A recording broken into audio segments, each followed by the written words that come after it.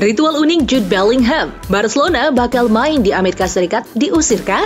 Sebut Rusia sebagai penjajah, Zinchenko malah dukung Israel, Juventus siap tampung Jadon Sancho, Timnas Jamaika ingin rekrut Greenwood.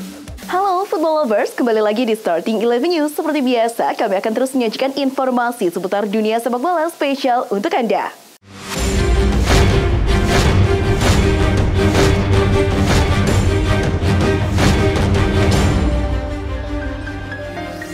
Dalam lanjutan pekan ke-8 Liga Inggris, Tottenham cukup kesulitan untuk meraih 3 poin di kandang Luton Town. Bermain dengan 10 pemain sejak babak pertama, Spurs baru bisa mencetak gol di menit 52 melalui aksi Mickey van de Ven. Skor 1-0 pun bertahan hingga akhir laga. Kemenangan ini membuat Spurs memuncaki klasemen sementara Liga Inggris. Di laga lain, Fulham berhasil mengalahkan tamunya, Sheffield United dengan skor 3-1. Gol Fulham dicetak oleh De Cordova Reid, Willian, dan 1 gol bunuh diri dari pemain Sheffield. Sedangkan tim tamu hanya mampu membalas 1 gol melalui gol bunuh diri pemain Fulham, Anthony Robinson. Hasil ini membuat Fulham naik ke peringkat 12 klasemen sementara Liga Inggris. Selanjutnya ada Chelsea yang akhirnya merayakan kemenangan beruntunnya untuk pertama kali setelah menaklukkan Burnley dengan skor 4-1. Sempat tertinggal lebih dulu oleh gol Wilson Odobert di menit 15, Raheem Sterling CS berhasil comeback. Cole Palmer jadi pemain paling berpengaruh setelah mencetak 1 gol dan 1 assist di pertandingan tersebut. Kemenangan ini membuat Chelsea membuntut MU di peringkat 11 klasemen sementara Liga Inggris.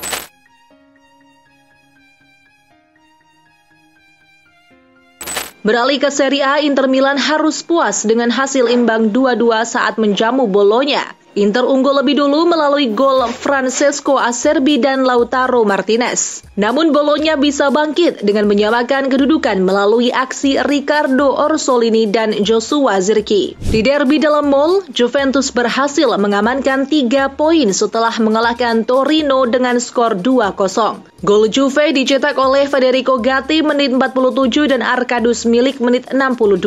Hasil ini membuat skuad asuhan Max Allegri naik ke peringkat 3 klasemen sementara Serie A.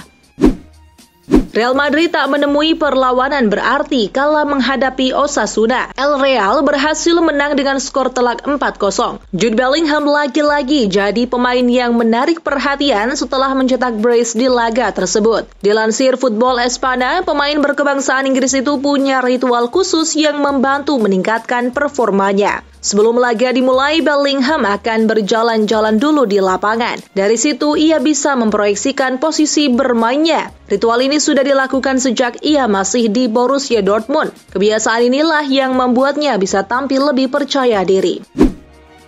Barcelona berpeluang main di Amerika Serikat. Udah diusir sama La Liga kah? Tentu bukan. Ini merupakan salah satu ide gila yang ingin diwujudkan oleh klub Katalan tersebut. Dilansir Football Espana, pada tahun 2018 lalu, mereka pernah berniat untuk melangsungkan pertandingan versus Girona di Hard Rock Stadium. Tapi ide itu ditolak oleh Luis Rubiales yang kala itu masih menjabat sebagai Presiden Federasi Sepak Bola Spanyol. Nah, dengan pengunduran diri Rubiales, Barca berpeluang untuk mewujudkan ide gila itu.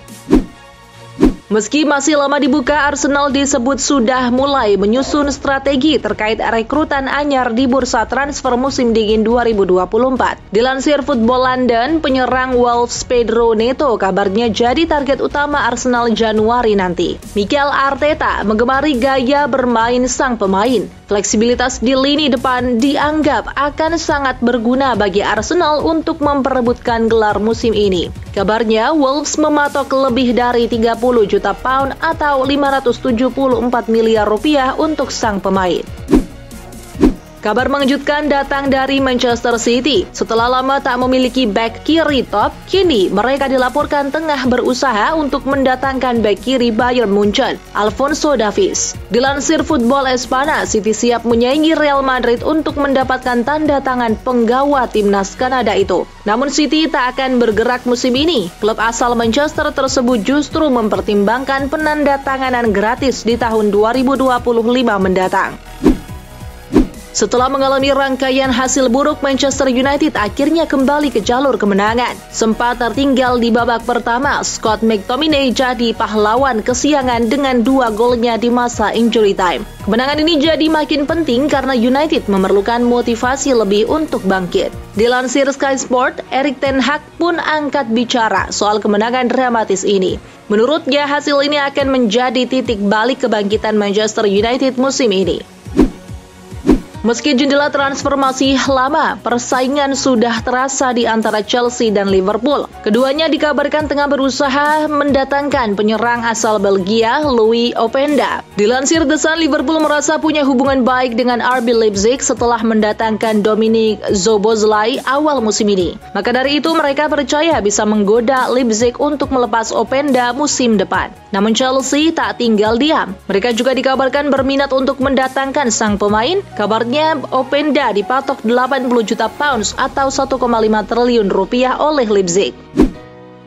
Kabar mengejutkan datang dari penggawa Arsenal Alexander Zinchenko. Jelang laga big match lawan Manchester City, ia malah mengunggah foto di Instagram yang mengisyaratkan kalau dirinya turut prihatin dengan apa yang terjadi di Israel. Dilansir Center Goals, Zinchenko memposting gambar bertuliskan "Aku bersama Israel". Sontak sikap ini menimbulkan perdebatan, mengingat sang pemain begitu mengutuk aksi Rusia terhadap negaranya, Ukraina. Tapi kini malah mendukung negara yang tidak lebih baik dari Rusia. Rising star Tottenham Hotspur Destiny Udogie memberikan tanggapan atas panggilan pertamanya untuk membela timnas Italia di jeda internasional mendatang. Dilansir Football Italia, ini merupakan panggilan tim nasional pertama bagi pemain berusia 20 tahun itu. Maka dari itu, Udogie merasa sangat terhormat bisa membela timnas Italia. Ini adalah mimpi yang jadi kenyataan baginya. Juventus mendeklarasikan kalau mereka bersedia untuk menampung Jadon Sancho pada Januari mendatang. Dilansir Daily Mail, si nyonya tua dikabarkan tertarik untuk mendatangkan Sancho pada bursa transfer musim dingin nanti. Namun mereka enggan mengambil risiko yang lebih besar. Maka dari itu Juve hanya berniat untuk meminjam sang pemain. Juve bahkan bersedia membayar setengah gaji Sancho. AC Milan berhasil menang dramatis atas Genoa di laga lanjutan Serie A semalam.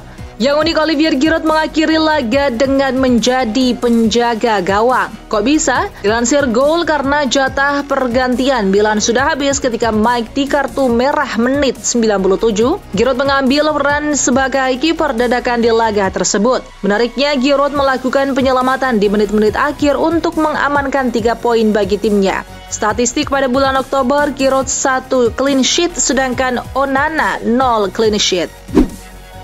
Kabar terbaru datang dari AS Roma. Kabarnya manajemen klub mengancam akan memecat Jose Mourinho apabila tak bisa memperbaiki performa klub dengan segera. Dilansir Daily Mail, situasi pelatih asal Portugal itu di Roma sedang di ujung tanduk. Kabarnya presiden klub dan Friedkin akan langsung memecat Mourinho apabila gagal menang di laga kontra Cagliari nanti. Roma bahkan disebut-sebut sudah menemukan pengganti Mourinho, dia adalah Hansi Flick. Kabar baik untuk fans Inter Miami. Lionel Messi dikabarkan sudah kembali bergabung dengan skuad Miami di pertandingan kontra Cincinnati. Dilansir ESPN, meski begitu Messi dianggap tak berkontribusi banyak di kompetisi liga. Mengawali laga dari bangku cadangan, Messi tak mampu menghindarkan Miami dari kekalahan 0-1 dari Cincinnati. Kini Miami dipastikan gagal menembus playoff MLS musim ini. Pelatih timnas Jamaika Heimir Hallgrimsson dikabarkan tertarik untuk menawarkan satu slot di skuad Jamaika kepada Mason Greenwood. Dilansir OneFootball, Hallgrimsson mengatakan kalau ia menginginkan skuad yang berisikan pemain-pemain hebat. Jadi dirinya tidak menutup kemungkinan untuk menaturalisasi Greenwood. Perlu diketahui, pemain berusia 22 tahun itu memiliki keturunan Jamaika dari orang tuanya dan baru tampil sekali untuk skuad timnas Inggris. Jadi kemungkinan untuk pindah ke Jamaika masih ada. Mantan striker timnas Italia Antonio Cassano kembali memberikan kritik kepada Rafael Leao. Cassano menilai Leao punya kemampuan dalam menggiring bola. Namun, pemain asal Portugal itu tidak bisa berbuat apa-apa dengan bola di laga melawan Borussia Dortmund pada hari Kamis. Striker AC Milan itu lalu membalas dengan memberikan emosi ketawa dan badut. Leao tampaknya tidak peduli dengan perkataan Cassano. Barcelona kemungkinan ingin membawa mantan pemain ajaib La Masia, Xavi Simons, kembali ke klub pada tahun 2024. Sesuai laporan dari Football Espana, Simons frustasi atas kurangnya kejelasan PSG tentang masa depannya dan Barcelona serta Manchester City siap mengajukan tawaran untuknya pada tahun 2024. Xavi Simons musim ini dipinjamkan PSG ke RB Leipzig setelah sebelumnya dipinjamkan ke PSV Eindhoven. Pelatih Real Madrid, Carlo Ancelotti, baru-baru ini memberikan klarifikasi seputar masa depan Luka Modric yang digosipkan bakal cabut dan pindah ke Inter Miami. Ia memastikan sang gelandang tidak akan pindah ke Inter Miami di Januari 2024 nanti. Menurut Ancelotti, Modric masih berdedikasi penuh untuk melanjutkan karirnya di Los Blancos. Jadi, ia menyebut Modric tidak akan meninggalkan Bernabeu. Bintang asal Kroasia itu disebut masih terus berkomitmen untuk melanjutkan karirnya bersama Los Blancos. Menjelang Halloween, Napoli telah merilis jersey edisi khusus untuk merayakan liburan tersebut yang akan dikenakan di lapangan untuk pertama kalinya akhir pekan ini ketika menghadapi Fiorentina di Serie A. Dengan latar belakang yang sebagian besar berwarna hitam dengan fitur biru, jersey itu menampilkan pola tengkorak yang konon mengacu pada pemakaman Fontanil di kota Napoli.